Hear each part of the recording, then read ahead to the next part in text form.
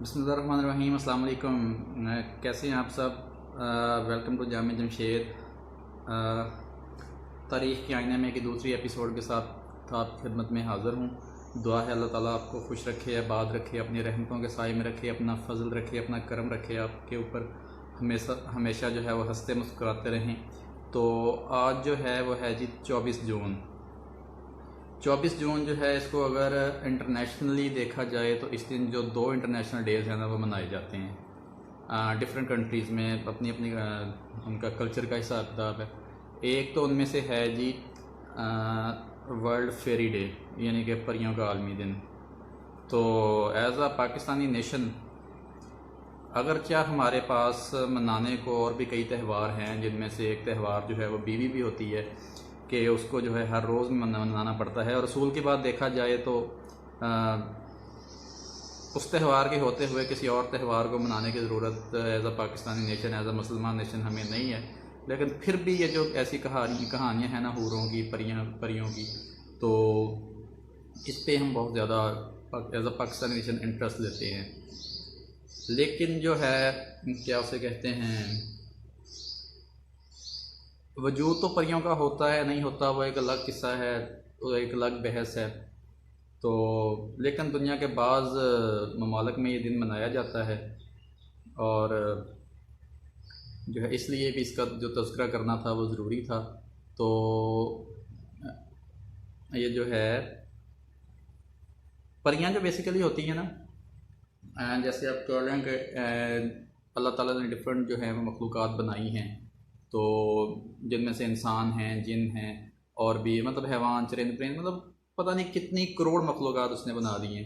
तो इनमें से जो जन्नात है ना, जो मतलब कह लें कि आप अच्छे जिन होते हैं, जैसे हम मुसलमान भी एक इंसान अगर जो अशरफुल मखलूक़ात है, लेकिन उसमें कुछ मुसलमान हैं, कुछ मतलब ऐसे हिंदू हैं, ऐसा ये काफ़र है, ऐसे जो हैं वो जन्नात के अंदर भी जो है वो डिफरेंट कैटेगरीज़ है।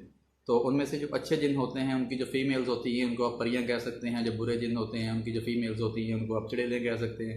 तो ये तो था जी परियों का आलमी दिन।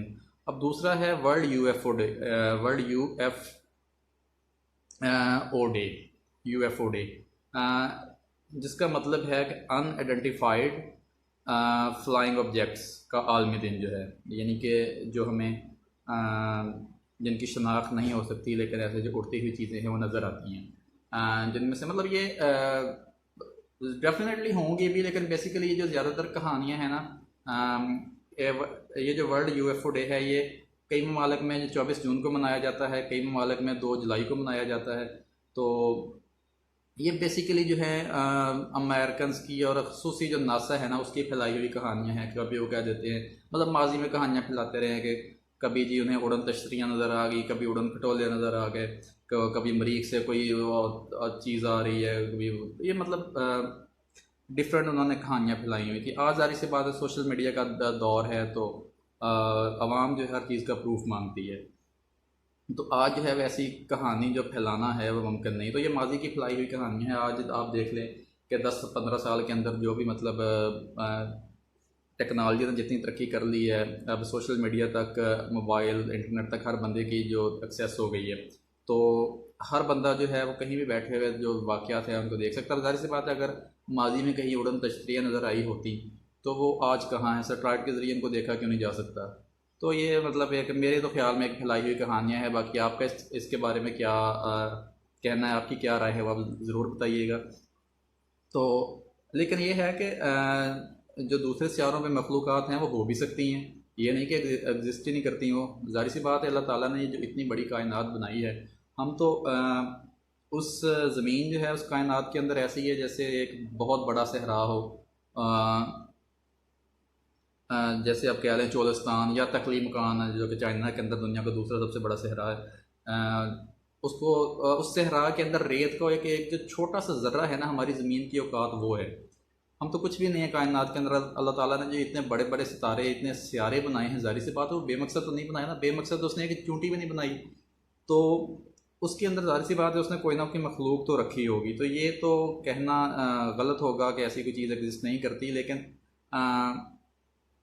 दूसरा ये है कि एग्जिस्ट तो ज़ाहिर सी बात करती होंगी, लेकिन हर चीज़ को उसने अपनी लिमिट के अंदर रखा हुआ है। ना वो कुरान में फरमाता है ना कि ना तो सूरज से हो सकता है कि चाँद को जा पकड़े, ना रात दिन से पहले आ सकती है, सब अपने अपने दायरे में तैर रहे हैं। तो अगर सियारों के लिए और सितारों के लिए ये कानून है ना कि एक दूसरे को वो नहीं मतलब जाके पकड़ सकते, तो फिर ये जो डिफरेंट जो उसने क्रीचर्स बनाई हैं, मखलूक़ात हैं, उनके लिए भी मेरे ख्याल में तो यही असूल होगा कि एक सियारे का जो दूसरी है वो वहाँ तक अगर एक्सेस हो भी जाती है तो वहाँ उनके लिए वो रहना पॉसिबल नहीं है। तो ये तो थे जी दो इंटरनेशनल जो थे आलमी डेज़। उसके बाद आते हैं जी इंटरनेशनल जो डेज़ हैं उनकी तरफ। आज 24 जून मशहूर फुटबॉलर जो प्लेयर है लियोनल मेसी, उसकी जो है वो बर्थडे है आज। उसके अलावा अगर अपने हम जो जामे जमशेद है उसको घुमाएं और माजी में झांकें तो जो अहम वाक़यात हमें नज़र आते हैं 24 जून 1527 में एक मशहूर फिज़िशन था और अल्केमिस्ट था, पैरासेल्स उसका नाम था। उसने स्विट्ज़रलैंड का एक शहर है बेसल, उसके अंदर जितनी भी स्टैंडर्ड बुक्स थी ना जो कि मेडिसिन से रिलेटेड या तिब से रिलेटेड जो कि पढ़ाई जाती थी, उसने वो बुक्स जला दी थी। और मतलब उसका जो उस वक़्त मकाम था वो यही था, जैसे आजकल आप कह लें कि एक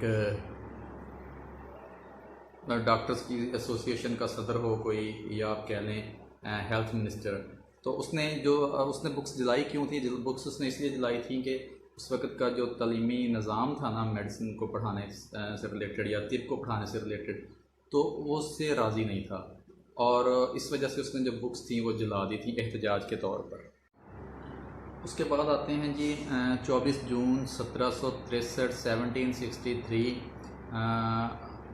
मुर्शिदाबाद इंडिया यानी कि सब कॉन्टिनेंट, मुर्शिदाबाद के ऊपर जो था वो ईस्ट इंडिया कंपनी का कब्ज़ा हुआ था और ईस्ट इंडिया कंपनी जो थी उसने मीर जाफ़र को वहाँ का जो बादशाह था वो मुकर्रर कर दिया था। और मीर जाफ़र कौन था? ये वही था गद्दार जिसने नवाब सिराजुद्दौला जो कि बंगाल का नवाब था उससे गद्दारी की थी और जो नतीजे में बंगाल जो था वो कैप्चर कर लिया था उन्होंने ईस्ट इंडिया कंपनी ने। तो इसके बारे में मतलब सुल्तान सलाहुद्दीन अय्यूबी ने कहा था कि जिस कौम में गद्दार पैदा होने लगे ना उसके मजबूत किले भी जो हैं वो मिट्टी के घरौंदे साबित होते हैं। तो बात बिल्कुल ठीक थी कि बंगाल जो सबसे खुशहाल कह लें कि सूबा था और उसका ठीक ठाक फ़ौज भी थी उसकी, लेकिन वो एक सिर्फ गद्दारी की वजह से अंग्रेज़ों के हाथों में चला गया। उसके पास आते हैं जी ये मतलब मुझे पहले बयान करना चाहिए था लेकिन मुझे वाक़यात की तरतीब थोड़ी डिस्टर्ब हो गई है कि 1322 24 जून 1322 में यहूदी जो थे वो तीसरी बार फ्रांस से निकाले गए थे और ये यहूदियों का कह लें कि जो बुरा वक़्त था, ज़वाल का वक़्त था, वो चल रहा था। उसके बाद आते हैं 24 जून 1812 नेपोलियन ने रूस के ऊपर चढ़ाई कर दी थी और रूस पे उसने हमला कर दिया था। अच्छा, उसके बाद 24 जून 1853 में जो था अमेरिकन जो सदर था फ्रैंकलिन ने क्या उसे कहते हैं मैक्सिको से जो थी ना वो 29,670 स्क्वायर मील जो एरिया था, लैंड थी, वो परचेज़ की थी। उसको गेट्सन परचेज़ कहा जाता है तारीख में, और गेट्सन परचेज़, और वो $10 मिलियन के एवज़ उसने वो ख़रीदी थी और माहदा उसने साइन किया था। उसके बाद 24 जून 1894 इस दिन डिसाइड हुआ था कि जो आप मॉडर्न ओलंपिक्स आजकल देख रहे हैं ये हर 4 साल के वक्फे के बाद, हर 4 साल के बाद इनको मुनक्किद किया जाएगा। तो ये एक अहम फ़ैसला था। और 24 जून 1921 को मशहूर ज़माना जो मुसव्वर है पिकासो, उसकी पेंटिंग्स की जो फर्स्ट थी ना नुमाइश, वो मुनक्किद की गई थी, उसको मतलब पेश किया गया था। उसके बाद आते हैं 24 जून 1922 हिटलर ये जो तारीख़ है करैक्टर है ना हिटलर, ये बहुत ये कह लें कि मदारी टाइप बंदा था। इसके अजीब अजीब तरीके थे, अजीब अजीब निज़ाम थे। अब देखें कि 24 जून 1922 को उसने ये फ़ैसला दिया कि जो पैरामिलिट्री दस्ते हैं ना, पैरामिलिट्री दस्तों की ट्रेनिंग के लिए ना इनको 1 माह की जो जेल है ना वो दी जाए। ये मतलब 1 माह इनको कैद में रखा जाए, वहाँ से कैदोबंद और मशक्क़त का काम लिया जाए ताकि इनकी ट्रेनिंग हो सके। अब अपनी फ़ौज को क्या उससे कह लें कि कैद में डाल के ट्रेनिंग देना उस बंदे का ही काम था। अच्छा, उसके बाद 24 जून 1930 को जो मतलब वाशिंगटन के अंदर पहला जो था वो प्लेन डिटेक्टिव जो रडार था वो नस्ब किया गया था। अच्छा, उसके बाद आते हैं जी 24 जून 1941, ये लिथुआना के अंदर जितनी भी यहूदी मेल आबादी थी, मर्दाना आबादी थी यहूदियों की, जितने भी मर्द थे यहूदियों के, उनको सिरे से ही ख़त्म कर दिया गया था, कत्ल कर दिया गया था पूरे लिथुआना के अंदर, पूरे यहूदियों को। तो ये अल्लाह ताला की तरफ से उनका अज़ाब था। यहूदी जो थे बनी इसराइल, ये अल्लाह ताला की लाडली कौम थी, और लेकिन फिर इन पे जब अज़ाब आया है अल्लाह का, तो ऐसा अज़ाब का इन पे वो कोड़ा बरसाया अल्लाह ने कि फिर इनको कहीं ज़मीन में ओजा या मान नहीं मिली। पहले एक वक्त ये आलम था कि कुरान में अल्लाह ने फरमाया कि या बनी इसराइल अन्नी फद्दलतुकुम अलल आलमीन, ए बनी इसराइल मैंने तुम्हें तमाम जहानों पर फजीलत दी। मतलब उनको हर इंसान, मतलब पूरी दुनिया में उनकी हुकूमत थी, सुलेमान से देख लें आप। तो उसके बाद अल्लाह ताला की ये लाडली कौम थी। तो लेकिन उसके बाद जैसे इन पे इन्होंने नाफरमानियाँ की, सरकशी की है। तीन अज़ाब का वादा था उन पे, जो 2 आ चुके हैं। दूसरा अज़ाब जो था वो क्या उसे कहते हैं, उस वक़्त आया था जब इनका दूसरा जो टेंपल था वो तबाह किया गया, इनको यरूशलेम से निकाल दिया गया, बैतुल मक़दस से, और उसके बाद ये कभी भी वहाँ दोबारा आबाद नहीं हो सके। बल्कि किसी भी मतलब जो थी ना सरज़मीन, वो कहीं भी ये आबाद नहीं हो सके, इनको कहीं ना कहीं से बेदखल किया जाता रहा। ये खैर एक अलग टॉपिक है, इस पर पूरी डिटेल जो है ना वीडियो में बनाऊँगा कि तारीख़ यहूद के मतलब। उसके बाद 24 जून 1963 को पहला जो होम वीडियो रिकॉर्डर था ना, उसका मुजाहरा जो था, उसका जो डेमॉन्स्ट्रेशन था वो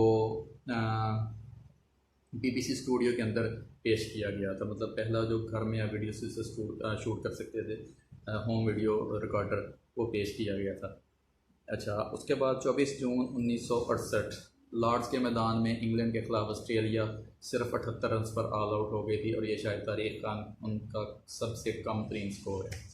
24 जून 1974 को लॉर्ड्स के ही मैदान में इंडिया और उसी इंग्लैंड के ख़िलाफ़ सिर्फ 77 मिनट के अंदर, 77 मिनट्स के अंदर 42 रन पे आउट हो गया था, और ये इंडिया का सबसे कम तरीन स्कोर है। उसके बाद 24 जून 2012 मोहम्मद मुर्सी जो थे वो मिस्र के सदर बने थे। उसके बाद 24 जून 2016 डेविड कैमरून जो कि बरतानिया के वज़ीर आज़म थे, और जैसे कि मैंने कल बताया था कि ब्रेग्ज़िट रेफरेंडम के ज़रिए जब इंग्लैंड के अवाम ने 23 जून को फ़ैसला दे दिया था कि यूरोपीय यूनियन से अलहदा होना चाहते, उसके साथ नहीं रहना चाहते, तो डेविड कैमरून ने 24 जून 2016 को इस्तीफ़ा दे दिया था वज़ारत उज़्मा से। अच्छा, उसके बाद 24 जून 2018 सऊदी अरब में औरतों पर जो ड्राइविंग पर पाबंदी थी वो ख़त्म होने के बाद पहली बार तारीख़ में किसी खातून ने गाड़ी ड्राइव की थी। 24 जून 2018 सऊदी अरब की तारीख़ में एक अहम वाक़या था कि मतलब कि पहली बार किसी खातून ने गाड़ी चलाई थी। 2018 में 24 जून को रजब तैयब अर्दगान जो कि तुर्की के इस वक्त भी मौजूदा सदर हैं, वो दूसरी बार सदारत के लिए मुंतखब हुए थे। अच्छा, उसके बाद एक अहम वाक़या है वो है 24 जून, वो मतलब वो भी थोड़ा सा पुराना है।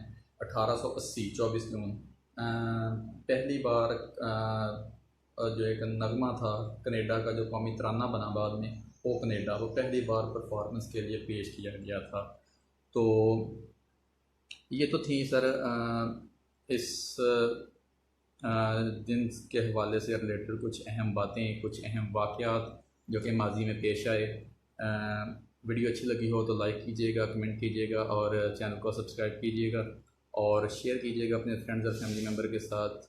और आपका फ़ीडबैक ही हमारी हौसला अफजाई है, और मिलते हैं अगली वीडियो के साथ। अल्लाह हाफिज़।